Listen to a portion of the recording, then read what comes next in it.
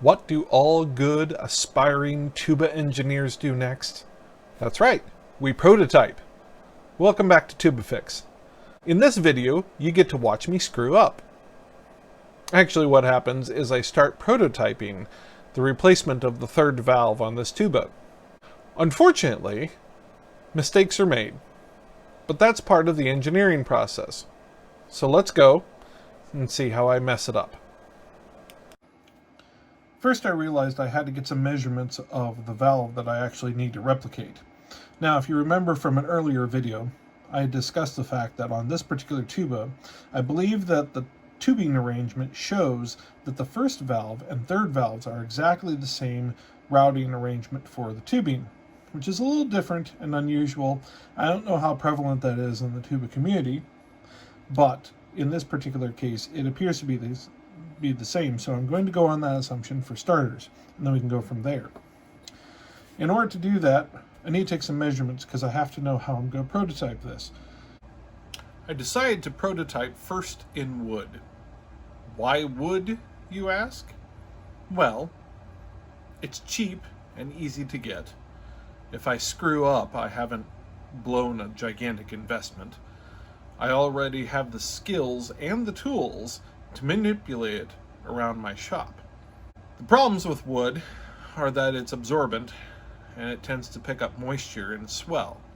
So I have to be very careful as I'm working with it in this instrument that I don't leave it inside the valve sleeves as I'm fitting it and testing it out.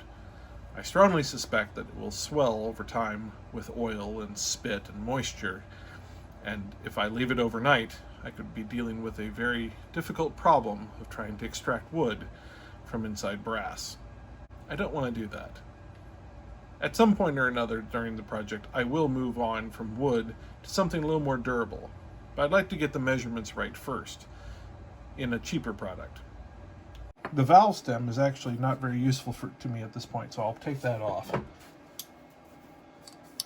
Just use a very soft plier. It just unscrews from there, so it's actually very easy to take off with the padding intact. Just like that. We'll set that aside. And so now we just have the valve as it is. So this is the top, this is the bottom. You can see it's hollow inside. In order to try to make accurate measurements, I tried with a tape measure, and that didn't work out so well because it's not accurate enough. And this is a digital calipers for the low cost of, I think it was all of $10 or something like that. Thank you, Amazon man. We get a digital calipers that is, it has resolution down to 0.1 millimeters and accuracy plus or minus 0.2. So it could be up to 4 millimeters in either direction. Sorry, 4/10 of a millimeter in either direction. But that's going to be probably close enough for what I have, and the rest I'll go by feel. So first of all, I had to take some measurements. So first measurement I had to take, of course, is diameter. And so I want to figure out where my diameter is on this cylinder. It's at 24.6 millimeters or 0.97 inches. This comes out to be about 31/32 of an inch if you go into fractional form. It's also very difficult to find any sort of doweling or tubing of that precise diameter, but that's okay. I also took a lot of other measurements. I measured the entire length. I measured the size of the particular holes because that will matter in terms of how it lines up with the other tubing. The neat part about that is that there's an inside measurement capability on these calipers that I can measure the inside of the holes. Those come out to 16.4 millimeters or 0.64 of an inch. So after taking a copious amount of measurements with the digital calipers, I came up with this essential list.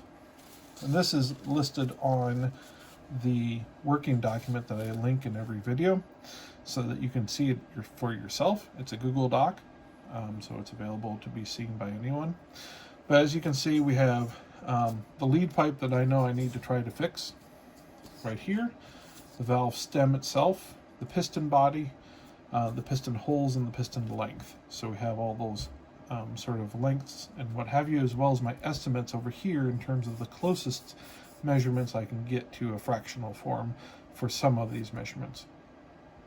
I noted the inaccuracies down here in terms of the rounding errors for this, and that becomes very obvious when you look at the fact that there's, some of these measurements, there should be more decimal places past here, but that digital caliper just isn't sensitive enough for that, and to get one that is sensitive enough costs a lot of money.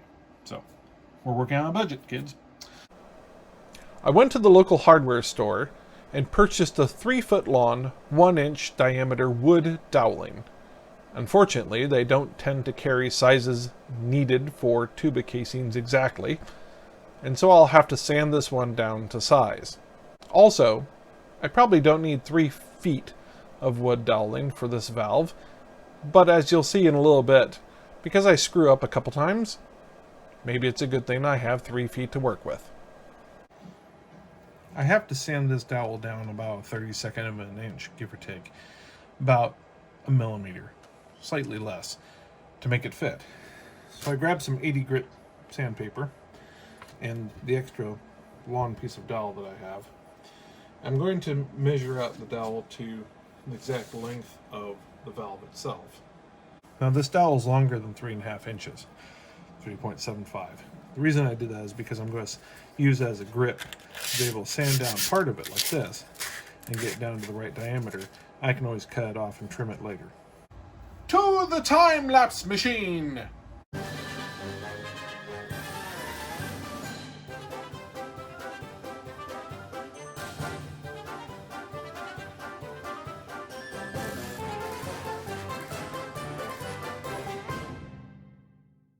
So I thought I would start trying to make the holes at least a smaller diameter drill bit, and then I can work my way up from there.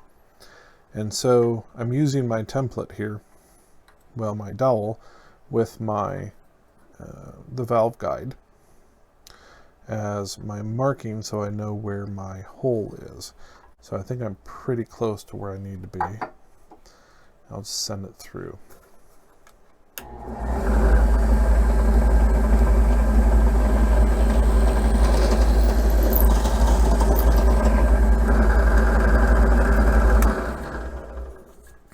Now that's an easy one because it goes straight through. Not all the holes are like that, and so I'm not going to get that lucky. That hole goes directly straight through, so it works out.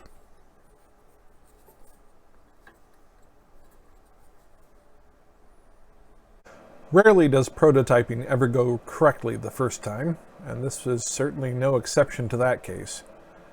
So, next time on TubaFix, we'll be going more through the prototyping process, in which I try a completely different method for getting the holes in that wood dowel. We'll see if this one works out a little better, and if not, we'll try something else. In the meantime, I have some parts coming, and some other alternative ideas I've been thinking about, so I'll present those too at some point in the video. If you're liking this series so far, and you're not subscribed yet, you should do that, and probably hit the little bell thing so that you know when I put up new videos. I'm going to try to keep to a regular schedule of every few days, so that you have something to watch, but I don't overwhelm anybody, and I certainly don't bug the heck out. Oh yeah.